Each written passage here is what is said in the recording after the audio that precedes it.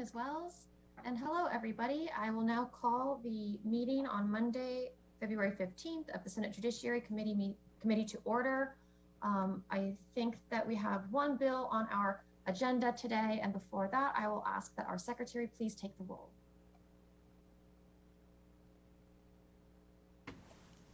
Vice Chair Cannizzaro.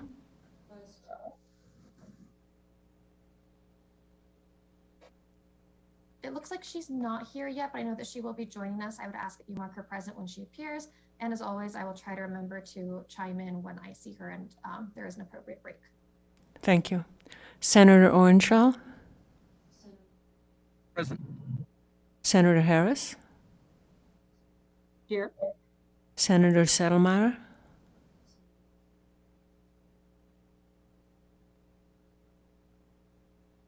It looks like Senator Settlemeyer is not here either.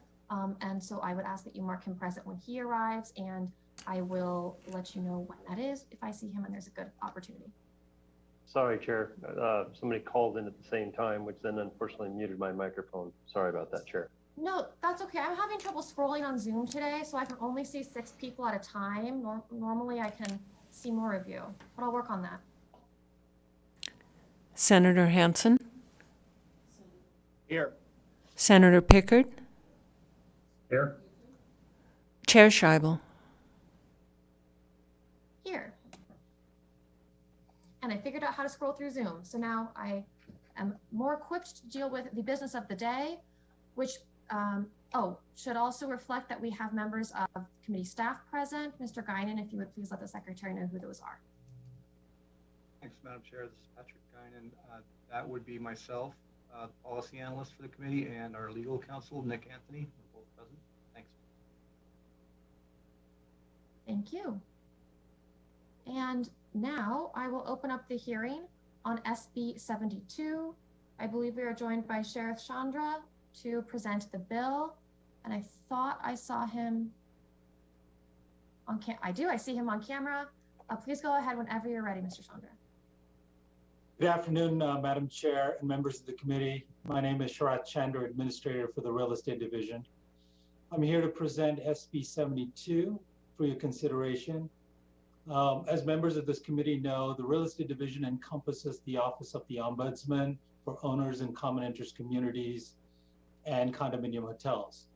Sharvaz Foger, who I believe is here also, is the Ombudsman for the HOA, and they work within the Real Estate Division. Their office oversees, say, 3,600 HOAs and counting for well over 500,000 Nevadans currently residing in HOAs. We also have a commission for common interest communities. It's a 7-member body appointed by the governor that acts in an advisory capacity to the division, adopts regulations, and conducts disciplinary hearings. So that's the framework for the division. If you recall, the last session, Senate Bill 392, I believe, from the 2019 session authorized the creation of a task force. I think the goal was to study issues of concern in common interest communities in the state and make some recommendations for legislation or adoption of regulations. And so the Ombudsman's office brought 3 items to the task force that they believed were areas that they would get a lot of for discussion and consideration. These were some of the top issues that were bubbling up because of the phone calls and the customer service that they do on a regular basis. And so through the task force, they provided us some good input, guidance on these matters, but also gave us some potential language to clarify 116. Again, I don't want to reiterate, I want to reiterate this. As you all know, 116 is a complicated statute. It's dense, it's evolved over time. Our intent here is not to overhaul or restructure anything. What we want to do is address 3 areas of statute by clarifying fines and continuing violations.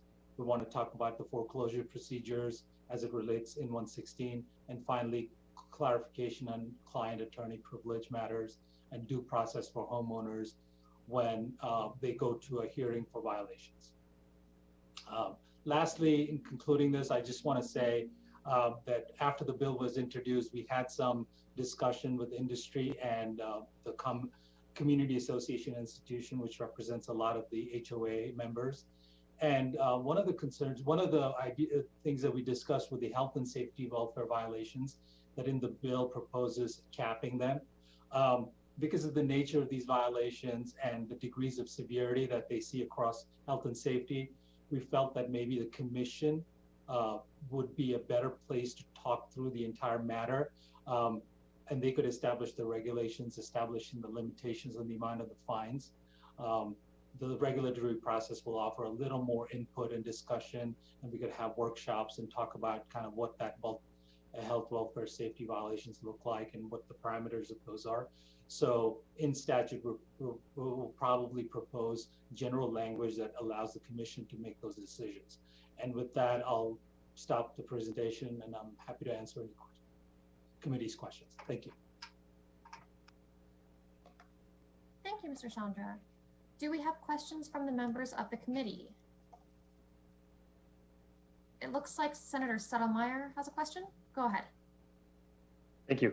If I'm correct in reading the proposed rules and everything, you're going to put all this within to NRS, or is there a desire maybe to shift the concept of the fines and fees to regulation where it can more easily be changed if something arises that is problematic?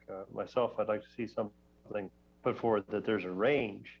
No offense, I'm not really interested in giving unlimited power to unlimited fines, but I would entertain the idea of creating a range and then allowing it to go to regulation, because I think sometimes with us only meeting every other year, and also just the nature of the process, it'd be better to do through regulation, NAC, rather than NRS. Or what is the intent? Thank you, Senator. Madam Chair, through you to the Senator. That's exactly the idea, sir. So if you look at the regulation, the way it's proposed right now, we did put $1,000 cap on health and safety, but now thinking about it a little more and actually hearing some of the background on what those health and safety violations may look like, there's so many degrees of variation that I think the proposal is to put language in there that allows the commission to establish a kind of a tiered structure where, they can kind of assess the severity and attach a fine to it. So yes, that's the intent. Some of the language in there that's currently there, the $1,000 and the $100 cap, are on regular violations. We haven't really touched that. We just put some clarifying language on what that looks like. But for the health and safety, our proposal now is to put an amendment in that would move that $1,000 language out and say the commission can adopt regulations to that effect. Thank you. I appreciate that. I would still like to see something with NRS, though, to establish an upper threshold. I think that there are times that $1,000 is too low, but in the same respect, I don't want to all of a sudden find out somebody got a $100,000 fine for one offense for one home. Anyways, I'm just trying to look for balance. Thank you. Thank you, Chair. Thank you. And I'm remiss in not noting for the Secretary that Vice Chair Majority Leader Canizaro is now present. She's been present for a few minutes. And also, please respond directly to the senators who ask questions. You don't have to go through me. Which brings me to the next senator with a question, which is Senator Hansen. Thank you, Madam Chair. Can you hear me okay? Good. Okay. My question is for Mr. Chandra. You mentioned that the HOA board, you said it's an advisory board. Does it ever actually have the power to draft regulations that become official in the NAC? Thank you, Senator Sharat Chandra, for the record. So the advisory committee is just that, an advisory committee. Originally, if you recall last session, there were some discussions about, there were some, clearly HOA is a complicated regulation statute. And so I think you probably chimed in a bit in a part of that discussion last session too. And so really the director of BNI is the chair. There's from the AG's office, we have someone that has CIC experience, the ombudsman, myself, and we also have an industry person and also an educator. That's really the committee. And the goal was to, off legislative session, if like the ombudsman office received thousands and thousands of calls. So if we can filter through some of the pressing issues and have a discussion, which would eventually may lead to a regulation or a suggestion for statute, but they don't have the authority to do anything. This bill we carried because we thought it was important those three things to address because that was the majority of the questions we got. And again, it's not to rework anything entirely, but just, address certain fixes. Well, actually, the reason I bring the question up is, as you know, HOAs were a real learning curve to me when I first came into this place because I knew nothing about them. And in 2015, I actually had a bill to completely eliminate Section 116 and send it all back to the counties. But some thought that was a little too draconian. But the point that Senator Settlemyre is bringing up, I think, is one that we should consider as a committee. And that is, do we need to create a regulatory body, very much like we have several other commissions that do have the ability to actually draft regulations that end up in the Nevada Administrative Code? And in other words, this type of a thing should be handled by those boards, because to have to wait every 2 years to deal with these HOA issues, and from experience, I know HOA, I used to joke and say HOA bills are the bills from hell because they were the most controversial bills that I saw in the entire session on Judiciary. It was crazy. Remember one in particular, there were like 800 people there, and there was a huge fight over where they were going to place their garbage cans in their HOAs. And why in the heck are we at the legislature talking about that? So I'm just kind of wondering, Madam Chair, is that something we may want to consider, actually expanding the power of the HOA board and converting it from a regulatory advisory board into a full-blown regulatory board? I don't know if that's something we can do just through statute or what, but I would give that serious consideration because it really makes no sense to wait 2 years to make relatively minor changes in these HOAs. And we just have to have more flexibility. This HOA situation is just a big mess. And I know the staff here at LCV goes crazy because there's always a bunch of bills on HOAs, and it drives them crazy because in so many cases there's so much minutia, and they're so focused on single HOAs that they really should be handled by some sort of regulatory board. So thank you, Madam Chair. Pardon my rant. Madam Chair, sorry, this is Sharat Chandra. Just to clarify, again, sorry, Senator Hansen's question, I think I may have only answered part of it, but we do have a 7-member commission, CIC commission, that is responsible for adopting regulation and also discipline, because the HOA part of it also is we regulate licensees who are community managers. So community managers are the professionals. Then you do have a board Yes, that sir. can get this. All right, good. Well, I was confused because when you said it was an advisory board, I thought, well, I thought it had more teeth than that. Absolutely. I'm sorry, I misunderstood the question. I The think board, is what you're saying. Huh? Yes. All right. All right. Does that clarify it for you? We're on the both? right track. Okay. Well, in that case, we will move on to our next senator in line, which I believe is Senator Pickard. Thank you, Madam Chair. And I apologize. I had to step out for 30 seconds. So if this was addressed, I apologize for the repeat. First, let me say, Director Chandra, it's a pleasure to see you. I'm always impressed with how well you run your division and how adequate your requests typically are. Because I've helped set up HOAs, I've sat on several boards as a developer representative, and I've had dealings with HOAs since arriving in Nevada nearly 20 years ago. I tend to pay a lot of attention to HOA bills. The two things that I generally tend to resist is, number one, giving these boards more power. We're already giving them the ability to empty people's pocketbooks over sometimes pretty small issues, and then to increase the amount of impact that they can have.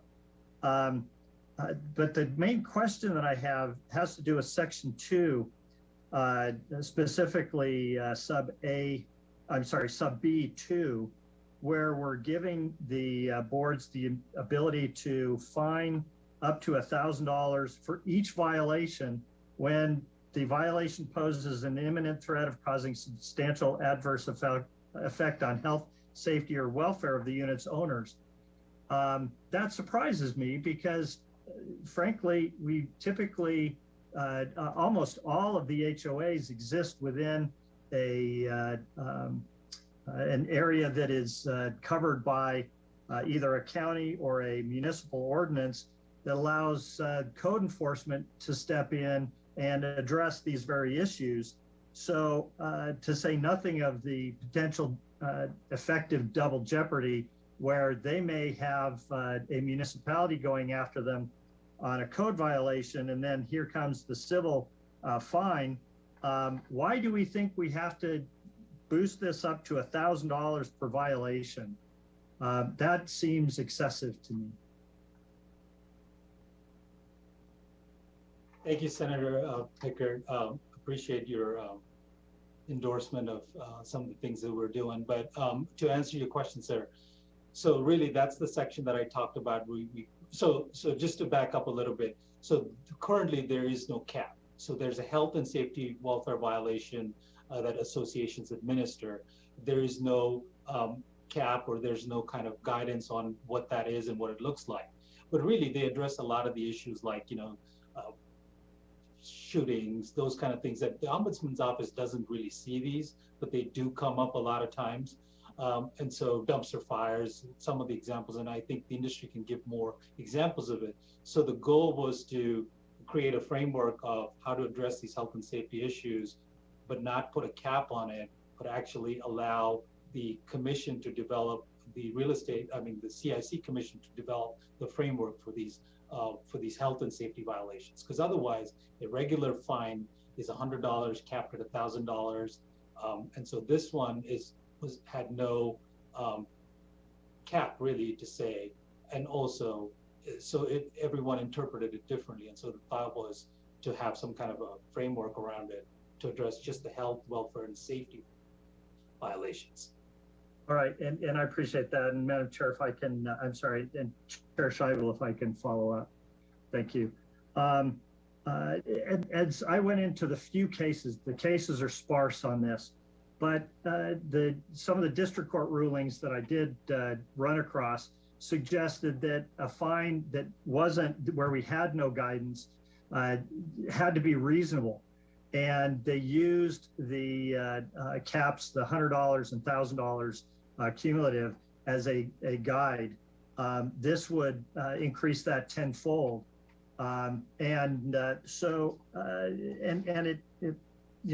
won't lose the reasonableness factor, but is there some empirical data to suggest that $1,000 is the right number, that it would then disincentivize these kinds of egregious violations, or is this an arbitrary number?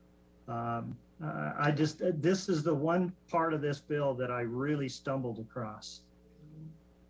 Thank you, Senator, again, Sharat Chandra, for the record. So really, you're right. There's language in there that says, and I'm just reading it verbatim. Part of it is, if the violation poses an imminent threat of causing a substantial adverse effect on the health, safety, or welfare of the unit owners or residents of the common interest community, the amount of the fine must be commensurate with the severity of the violation and must be determined by the executive board in accordance with the governing documents. So that's the language that's already there. And so, yes, we don't know the degrees of severity, and that's why we thought that maybe moving this to a regulation where the commission could hear public comment and do workshops and get an idea of what that looks like. And then at that point, they can decide whether to, and like Senator Settlemyer said, maybe that's where we talk about a cap or a max, or that discussion needs to happen at that level, not at this level. Maybe just give the guidance to the commission to consider this. And that's the language that we propose to bring up as an amendment for that section. Right, and that much I support. Thank you. That clarifies it. Thank you, Madam Chair.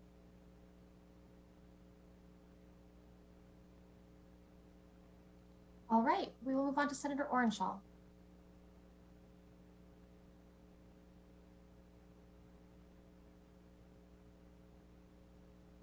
Thank you, Madam Chair. And my question, it's page 8 of the bill, lines 41 and 42. The deleted language in section 3 about potential litigation.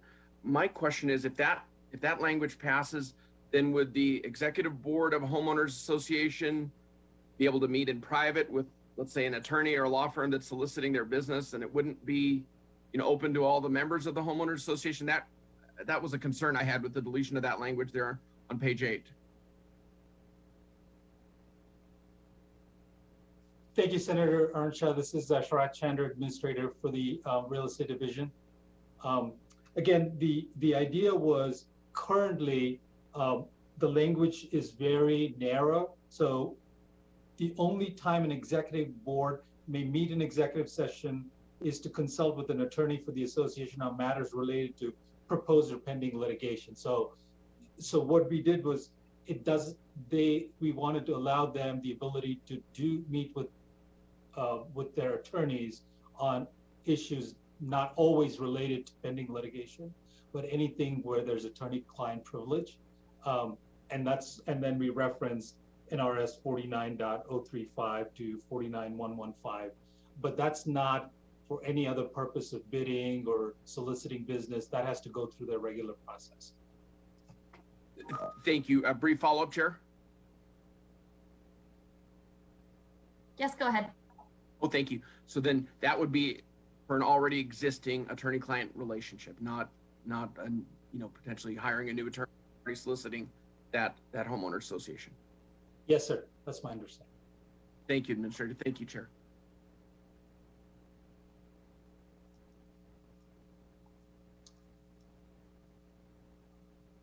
Okay.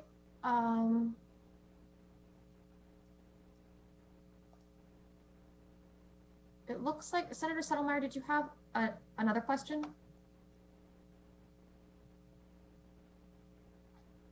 No, Madam Chair, I just have no idea how to unraise my digital hand. Perfect. Okay. In that case, I have a couple of questions for you, Mr. Chandra, and I'm very sorry if you already covered this. I was trying to follow along as you were answering the other committee members' questions, and at some points, I think we kind of circled back around to the idea of the commission and the committee, and I got a little bit confused about the division is open to an amendment to this bill. Is that correct?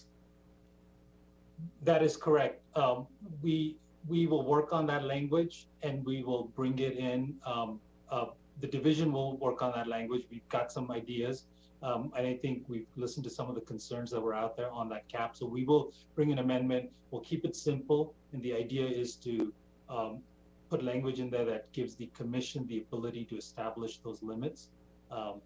Maybe what would be helpful then is if you could spell out for us exactly what commission it would be, because we have commissions at a couple of different levels within different divisions, the different agencies. So what would be the commission that would be evaluating this? That's right.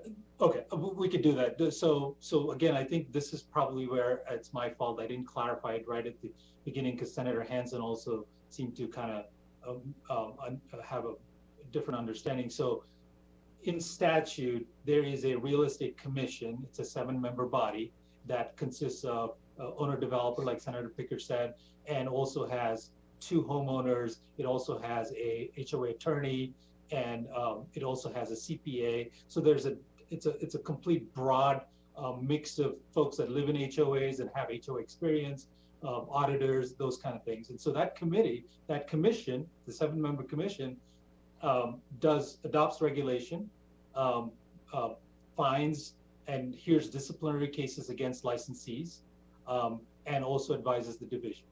So last session, in addition to this already existing commission, the bill allowed the director of B&I to establish a task force, and this is my fault because I called it a commission, and that it's actually a task force, and that includes the director of B&I, the ombudsman, myself, and a representative from the AG's office, and an industry practitioner, and also an educator that we have appointed that provides some input and additional guidance, because even the commission only meets 4 times a year, and they have a lot of cases that they hear. And so because of the time constraints, this was an additional level of help that we could provide.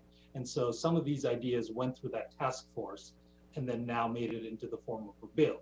But when the regulations are considered, we have a regular 7-member commission that would follow the entire regulatory process when it comes to adopting regulation.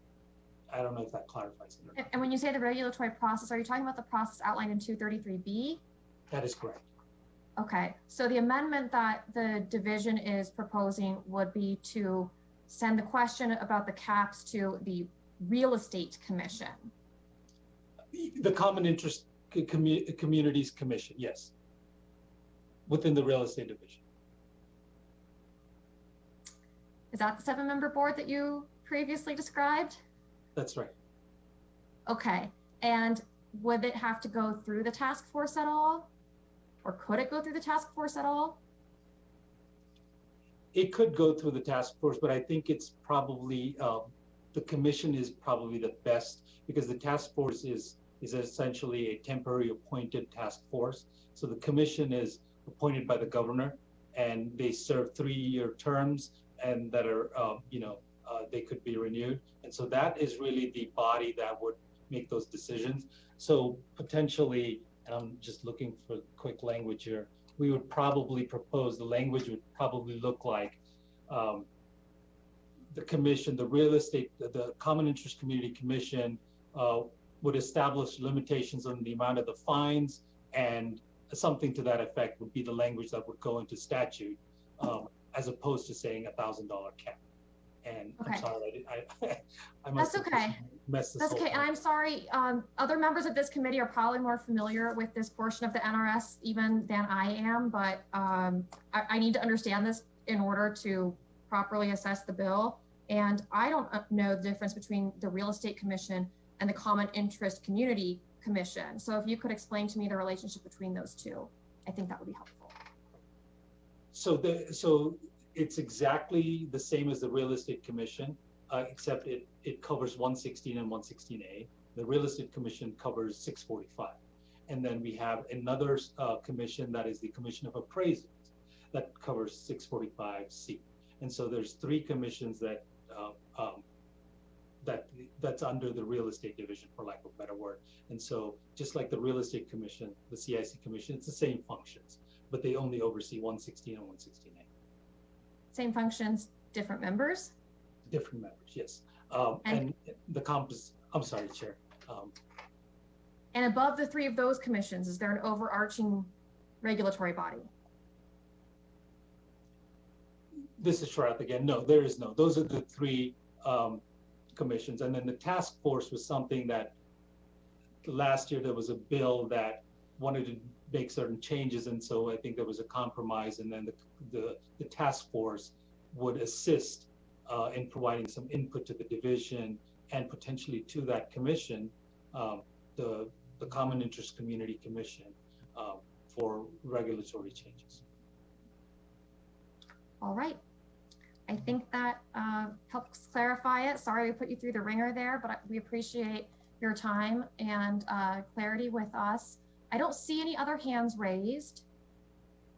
So I am taking that to mean that the members do not have any further questions, and we will close the presentation on SB 72 and move to testimony in support of SB 72.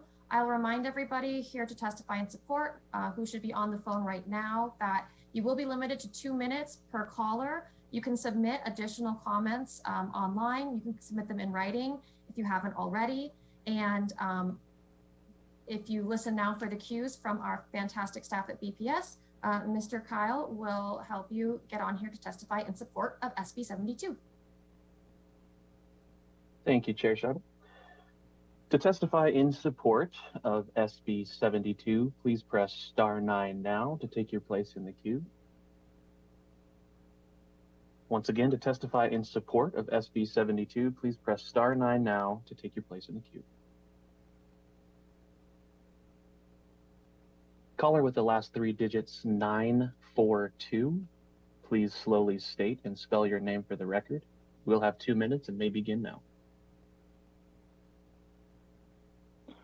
Hi, this is Adam Clarkson. I'm speaking as the Vice Chair of the Community Associations Institute. Community Associations Institute Legislative Action Committee, CAI represents over 1,300 members here in Nevada, the majority of which are homeowners, and we address issues facing community association issues. I am an attorney. I've represented associations for 15 years here in Nevada. My office represents roughly 10% of Nevada's HOAs. I'm also a member of the HOA task force, spoken about by the administrator earlier, but I'm not here on behalf of the task force today. I'm here on behalf of CAI. CAI supports the bill. We appreciate the commentary by Administrator Chandra and his comments and quick answers to your questions. We also are in support of his proposed amendment to the bill and the language that are changed and the changes that are made in the bill to help clean things up and make things run smoother for community associations. Thank you. Appreciate your time. Sorry, before you disconnect, Mr. Clarkson, could you please spell your name for the record?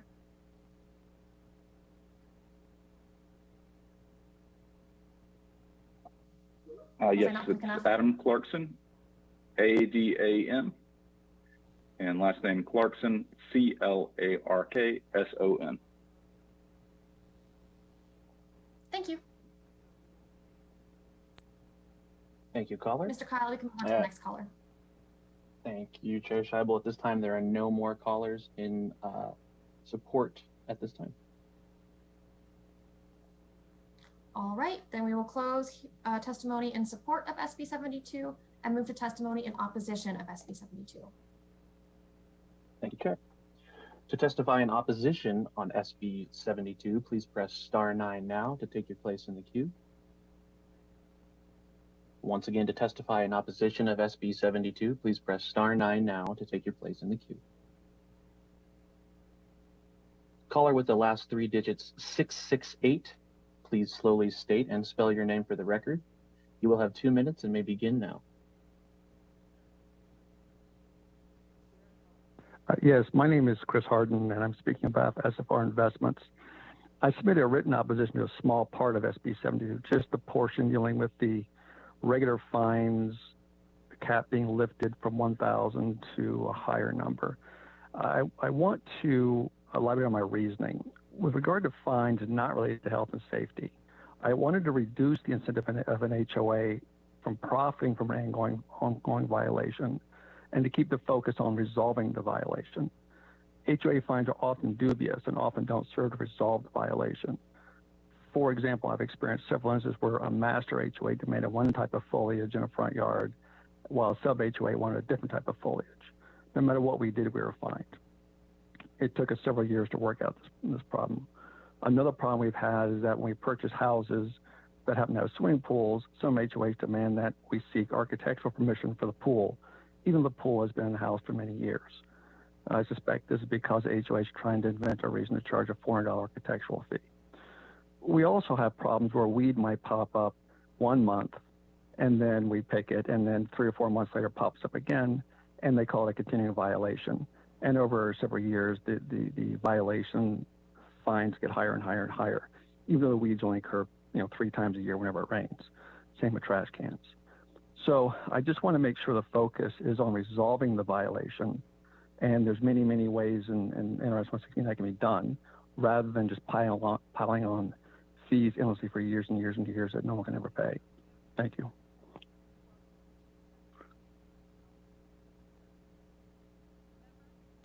Thank you, caller. Caller with the last three digits 701, please slowly state and spell your name for the record. You will have 2 minutes and may begin now. Yeah, my name is Michael Kosar, K-O-S-O-R. I submitted some written comments. I would like to speak in opposition to a small portion of the bill, and that would be Section 3, previously noted there at the bottom of page 8. The removal of the language is my particular objection. Executive sessions, as I'm sure everyone is aware, are intended to be very narrow in scope, to include discussions with counsel. I will acknowledge some very limited circumstances may exist beyond that currently authorized, specifically litigation in which attorney-client a board may wish to speak to an attorney in executive session. However, as drafted, a board so inclined could conduct, as I see it, any discussion it wished to remain withheld from owners by simply having counsel present in the discussion. This opportunity is created in the definition of confidential under NRS 49. The statute as drafted would make any communication, obviously not that it's criminal or fraud, arguably confidential, merely given the board's intent that it not be disclosed, which would fit the definition of confidential. If you deem it necessary to expand already permissible attorney consultation under the executive session, I ask it be done via additional items specifically enumerated in the statute, as opposed to the elimination of the exclusion right now. I respectfully submit any changes to allowable executive session discussion be conservative. Errors, if they're to be made, should be made on the side of owner transparency. I thank you for your time. Thank you, caller. Caller with the last 3 digits, 555. Please slowly state and spell your name for the record. You will have 2 minutes and may begin now.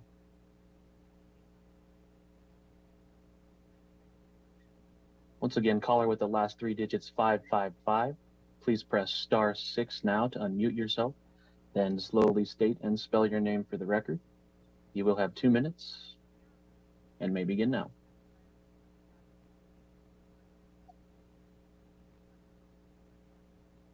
And Chair, I'm not currently getting any response from that number. Would you like me to ask again?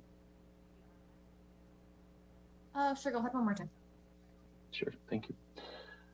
Caller with the last 3 digits of 555. Please slowly state and spell your name for the record. You will have 2 minutes and may begin now.